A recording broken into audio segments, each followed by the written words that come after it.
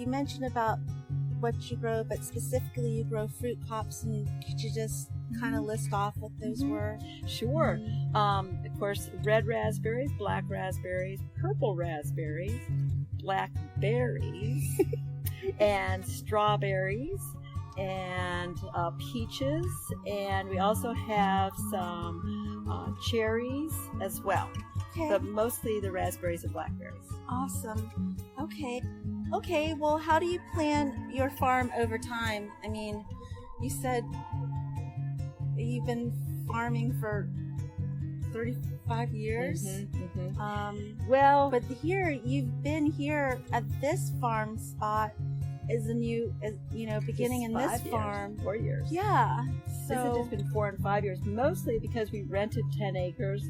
Our plan in the berry section is to replace those, so we won't be renting acreage after that lease expires in 2019. Oh, wow. So that we'll have a balance of planting here without being on rented land. Okay.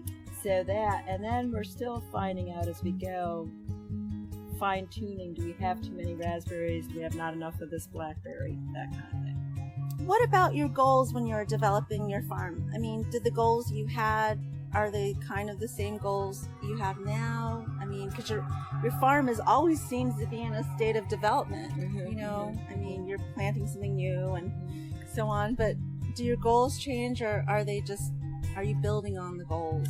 Well, that's a great question. Of course, my husband and I are in our 50s, and we've been farming together now for 35 years. My goal, when you mentioned that, when I first started Agriberry, I thought one of my best resources would be FFA students, Future Farmers of America students. But I discovered that many of them are more interested in either horticulture crops or large grain crops or livestock.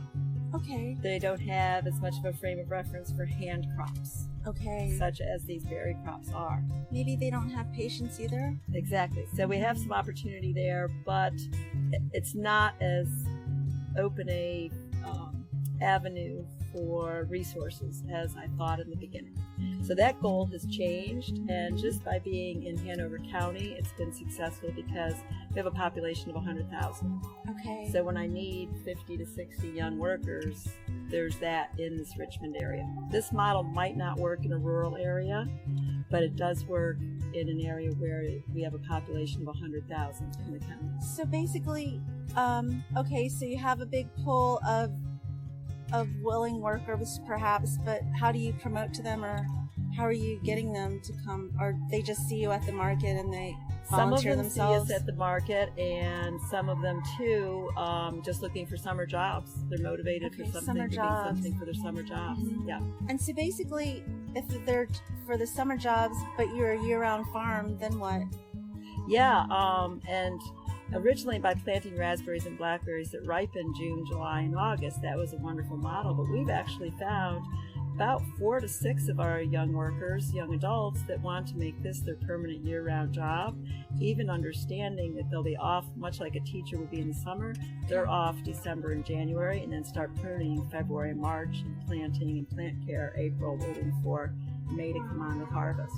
So you have really long-term workers coming in, and they that like wasn't, it so much. That's a surprise, because I really didn't fit that into the model, but also as farmers markets have evolved to being more year-round. Yes. And we have finding season extension. We have prima cane bearing. We have tunnels.